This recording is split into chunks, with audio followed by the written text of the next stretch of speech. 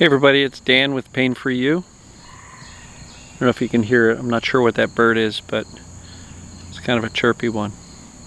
Anyway, you'll hear it. There it is. Today's topic is going to be, do you need to hit a wall? Alright, and I'll get to that in a minute. I'm sure it's an interesting topic. So, before we do that, we'll enjoy a little bit of the nature sounds, the birds. Take a couple of nice, refreshing, cleansing breaths. Breathe in the knowledge. Exhale the confusion. Breathe in the trust. Exhale the distrust. Breathe in the confidence. Breathe out the doubt and the fear. So, do you need to hit a wall? My story is that I had pain, found it would start a few weeks later, get better, and it would come back harder, and it would come back again, and it would go away, and it would come back. So the first year of my pain was really all a matter of mainstream medical, muscle relaxers, chiropractic. None of those things really worked. Had an x-ray, mild disc degeneration, nothing terribly concerning. Doctors couldn't really tell me why. My pain was as bad as it was. I took on this belief that I kept on pulling my back out. Not sure what that all meant. So, just, doing stretches and chiropractic and all that kind of stuff. Didn't work. About a year into it, I found Sarno. Started pursuing that avenue. It took me another 12 years to get better. And for a lot of that time, I knew I was onto the right thing. I knew Sarno was the answer. And initially it worked, but then it would come back. And then it would work again, and it would come back harder, and on, until it became fairly chronic. And as I've said, I made pretty much every mistake in the book. If you go to painforyou.com and download the self-assessment, there's also an 11 mistakes document there. I made all of them. That's why I know what they are. And, I was constantly using language like I've got a bad back and can't do this, can't do that because of bad back. And,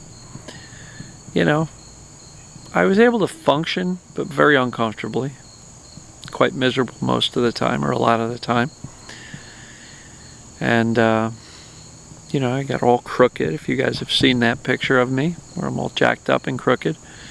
Even had Dr. Schubner tell me, you're not in pain because you're crooked. He said, you're crooked because of your pain.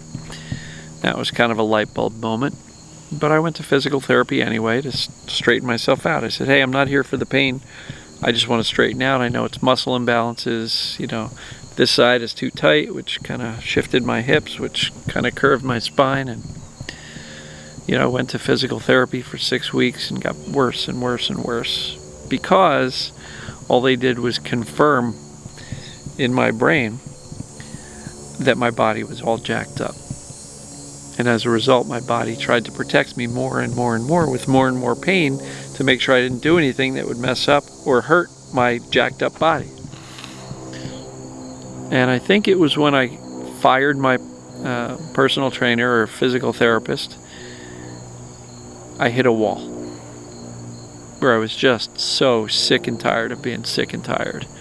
I was so sick and tired of hurting. I was so sick and tired of identifying myself as this, this guy with back pain. By that point, I was in my 40s. Had been dealing with back pain over a decade. But I hit a wall. I finally had to decide that I'm no longer going to tolerate speaking as if I'm broken, believing that I'm broken, playing small, turning down, or avoiding doing things because I was worried about what it would do to my pain. And I finally hit a wall. And that wall was absolutely one of the turning points. And I think that's when I basically decided I'm going to get back to living my life even if I hurt. And that was kind of, the start of when I learned about indifference, which I speak about all the time. Indifference literally means not caring. And I literally got to the point where I hit that wall that said, screw it. I don't care if I hurt or not. I'm not going to miss out on life, vacations, dinners, you name it. All the things that I used to, not all the time. I didn't limit my life completely. But I definitely lived within limits. And that wall was when I said, I'm no longer going to tolerate from myself these limiting beliefs, this I'm broken mentality, this I'm broken language. I can't tell you how many times I told my kid growing up, hey, don't jump on dad. I got a bad back.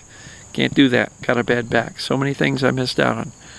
And I was still fortunate because I was still functional, but I was limiting myself. And so I guess my question for you is, have you hit your wall yet? Have you hit that time when you are no longer going to tolerate your fearful, limiting belief, scared self anymore? And I'm not calling you a scaredy cat. I was for a long time. I was afraid of hurting myself, right? I get it. But at a certain point in time, if you've read Sarno or other books on this TMS mind-body syndrome, if you understand the concept, then I will try to convince you, don't know if it's going to work, but I will try to convince you that there's nothing to be afraid of because your body is actually fine already.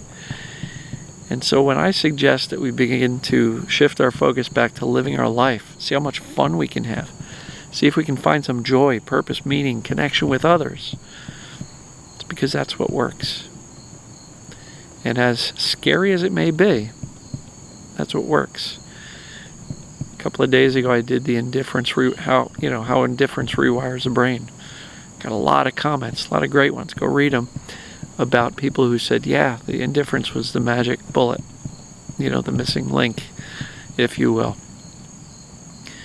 And so, I never got to indifference until I hit my wall, that wall of frustration, that wall of just sick of my story, this broken story, the sick of my limiting beliefs, sick of my pity parties. I'm going to encourage you to see if there's a wall that you need to hit in order to say, I'm tired of being scared. I'm not going to do it anymore. I'm tired of believing I'm broken. I'm tired of being on the fence and debating between TMS or physical, or I'm tired of it. Do you need to hit a wall? I know I did. So, hopefully this will get you thinking about, when are you going to stop tolerating your thinking small and tolerating playing small and limiting your life and avoiding things because of anxiety, depression, chronic pain, other chronic symptoms? Where's your wall? Have you hit it yet? And guess what? We can do it on purpose. We can reach that point when we're no longer going to put up with this doubt and this uncertainty that I don't know if I can get better because maybe I've always been an anxious person. At some point, you're going to want to hit a wall that says, no more of that. Why are you looking for all the reasons that you cannot get better? I will encourage you to look for reasons that you can. I cover them in these videos all the time, and I'm thrilled that you're watching the videos. But at some point, it's up to you. I know the videos help, but you got to wake up and go, yeah, just like a lady the other day. She said, yeah, I woke up and I had a migraine, and instead of immediately reaching for the migraine medicine, she says, all right, I'm going to do what I was going to do anyway. And she went on with her day. And yes, it was throbbing. And yes, it was distracting. But she still persisted and said, I'm going to keep on moving with my day. Whereas you know, her normal routine might have been get the medicine, lay down, and close your eyes and hide from the pain. In this case, she basically said, she chose indifference, and it is a choice. She did what she was going to do anyway, and by that afternoon she felt better, and the pain was gone. But normally, I believe migraines would typically have floored her for longer than that.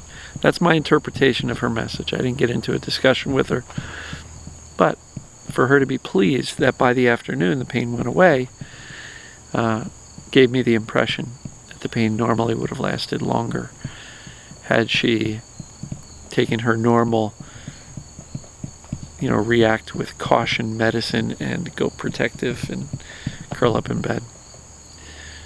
So, where's your wall?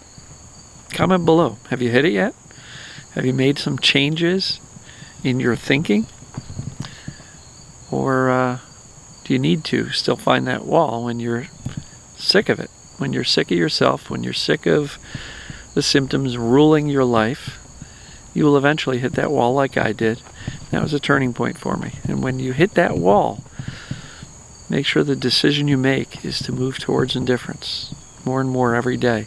Move towards shifting your focus back to living your life more and more each day. Make the decision to reassure yourself and calm yourself down. Calm down your thinking. It's all right. You're going to be okay. Remind yourself, or hit that wall and decide you're going to review the TMS concepts, and the fact that you've done the assessments and it says TMS, case closed. You don't need to keep on doubting it. If it says TMS, you got TMS, right? Feel your emotions, soothe yourself, calm your body down. I'm outside. I could probably sit here in this chair doing nothing for hours and listen to those crickets. Yeah. So, do you need to hit a wall? I did.